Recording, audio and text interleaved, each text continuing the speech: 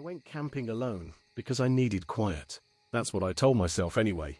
No signal, no noise, just me in a small clearing. I found a few kilometers off a barely used dirt road. It was the kind of place you wouldn't stumble across unless you were looking for it. Trees packed tight around the edges, the ground uneven but dry, and just enough open sky for a fire. By the time I finished setting up my tent, it was already getting dark. I remember thinking how fast the light disappeared out there. 1 minute, everything looked normal. The next, the woods just swallowed the distance. I made a small fire, heated up something simple, and sat there listening. That's the thing about being alone in the woods. The silence isn't really silence. It's full of tiny sounds. Leaves shifting, branches creaking, something moving far off where you can't see. At first, it was calming. Then I heard footsteps.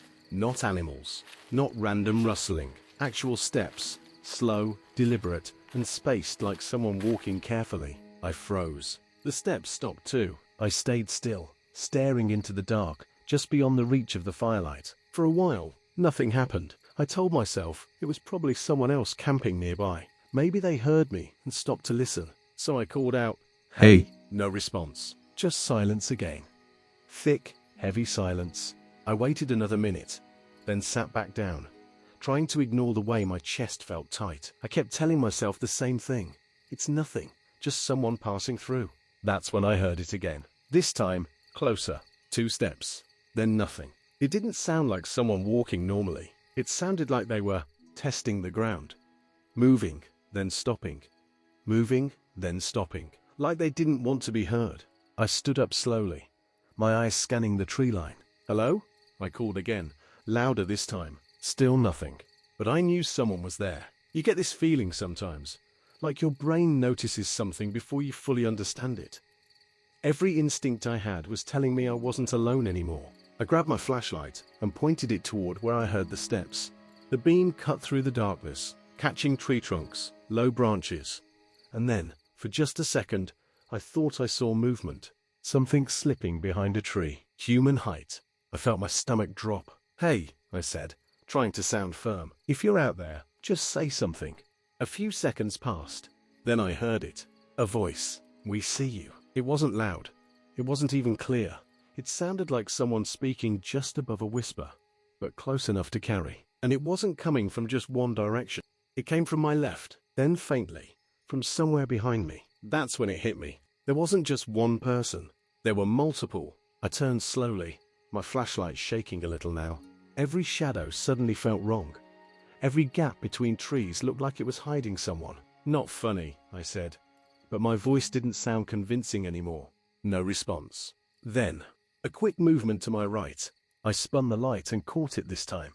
A person, standing partially behind a tree. I couldn't see their face clearly, but I could tell they were watching me. Completely still, not reacting to the light at all. And then, they leaned back behind the tree, like they didn't want to be seen fully. My heart started pounding so hard, I could feel it in my throat.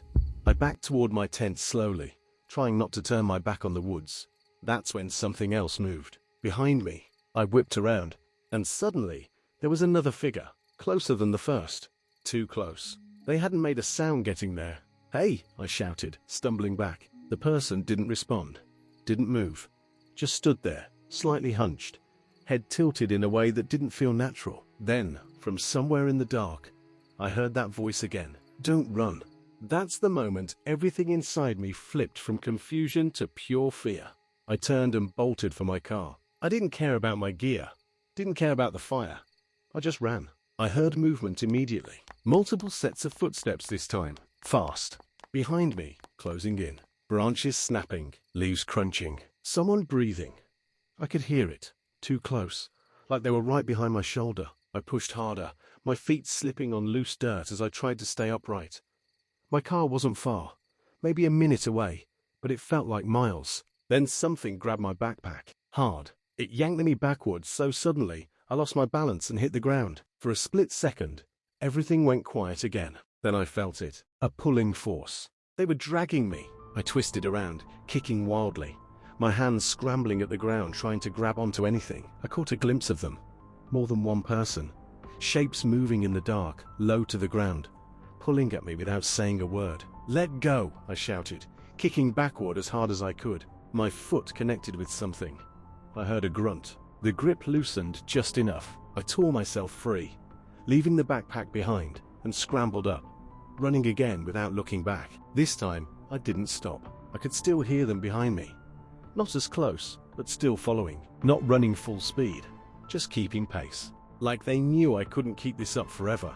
My car came into view through the trees, and I sprinted the last stretch, fumbling my keys so badly I almost dropped them. I threw myself inside, locked the doors immediately, and started the engine. As the headlights came on, I looked up and saw them. 3 figures standing just at the edge of the trees, watching, not moving, not approaching, just standing there.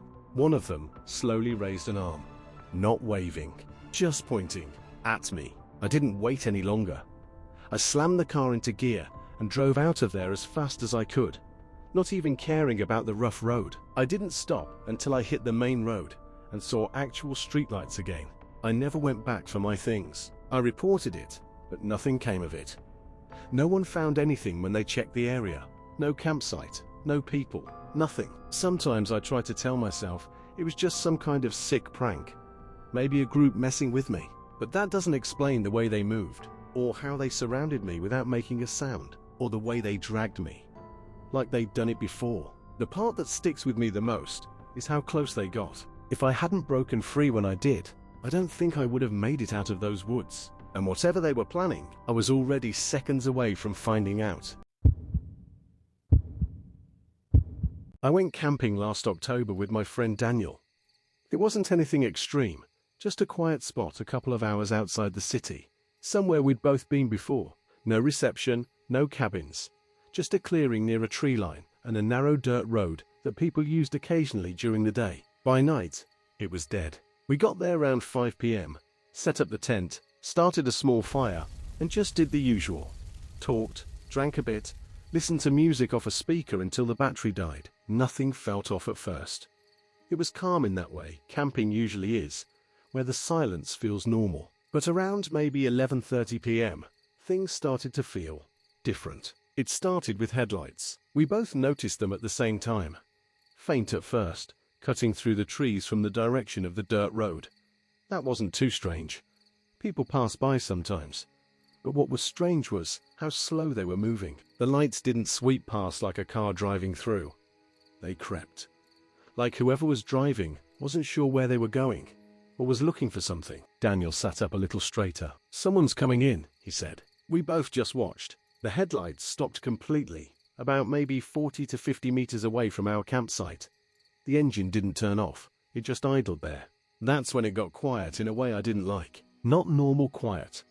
Not nature at night quiet. It felt paused. We expected the car to either move on or pull closer, but it didn't. It just sat there. Lights on, engine running. After maybe a minute, Daniel called out, "You good over there?" No response. The engine kept idling. I remember thinking maybe it was someone lost. But even then, wouldn't they answer? Or at least move? Then the engine shut off, and everything went completely still.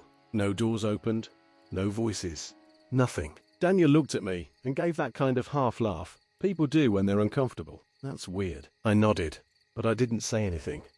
I was listening. At first, I thought I imagined it, but then I heard it again. Footsteps. Not loud, not rushing. Just slow, deliberate steps on dry leaves. And they weren't coming from the road. They were coming from the trees. That didn't make sense. If someone got out of the car, we would have seen the door open. The headlights were still on. The area in front of the car was lit. But these footsteps were off to the side. Like whoever it was had already been out there. Daniel heard it too. He stopped moving completely. We both just stared into the darkness beyond the firelight. "Hello?" I said, trying to keep my voice steady. The footsteps stopped. And then, nothing. That silence again. Heavy, pressing. I could feel my heart beating way too loud, like it might actually give away where we were. Daniel leaned in closer to me and whispered, "Do you see anything?" I shook my head, but I felt it. That feeling you get when you just know someone is watching you. We sat there like that for what felt like forever. Neither of us speaking, just staring into the same patch of darkness. Then, suddenly, a shape moved. Just slightly, behind one of the trees. It wasn't fast. It wasn't aggressive. It was slow enough that you could almost miss it, but it was definitely someone standing there, watching us. I remember the way the firelight flickered, just enough to catch part of their face. Or maybe not even their face, just the outline of a head, completely still. Daniel must have seen it too because he muttered, "Yeah, no, I don't like that." Neither did I. I stood up slowly, trying not to make it obvious that I was panicking. "Hey," I called out, louder this time. "You need something?" No answer. The figure didn't move, didn't react, just stood there. That's when something shifted in my head. If this was a normal person, they would have said something by now. Apologized, asked for help, explained why they were standing in the woods staring at two strangers. But this person didn't. And that's when I realized we weren't the ones who had surprised them. They had already been there, watching. Daniel stood up too, now fully alert. "Let's just get in the car," he said quietly. I nodded immediately. We started moving, casual at first, trying not to escalate anything, but I couldn't take my eyes off that figure, still there, still watching. As we got closer to our car, I noticed something that made my stomach drop. There was another shape farther back, then another, not close enough to see clearly, but enough to know it wasn't just one person. I stopped walking for a second. "Daniel," I whispered, "there's more." He didn't even look. "Get in the car. Now." That's when the first figure moved again. One step forward, slow, deliberate, and then another. That was it. Whatever calm we were pretending to have completely disappeared. We both rushed to the car, fumbling with the doors. I dropped the keys once, picked them up, and unlocked it with shaking hands. As we got inside, I looked up, and I swear one of them was closer than before. Too close. Like they'd covered a lot of ground in almost no time. Daniel started the engine immediately. The headlights lit up the trees, and for a split second, I saw them. At least 3 people, standing apart from each other, not talking, not rushing us, just watching. That was the worst part. If they had yelled or chased us, it would have made sense. It would have been fear you could understand. But this felt planned. We drove out of there faster than we probably should have on that dirt road. Neither of us said anything for the first few minutes. Then Daniel finally said, "They were waiting, right?" I nodded. "Yeah." We didn't go back to get the rest of our stuff until the next day. And even then, we went in the morning with 2 other friends. Everything was still there, except one thing. The spot where we'd been sitting by the fire had footprints all around it. Way more than just ours. I still think about that night sometimes. Not the figures, not the silence, but how they didn't react, didn't rush, didn't speak. Like they already knew we'd leave before anything had to happen. And how close we probably were to not leaving at all.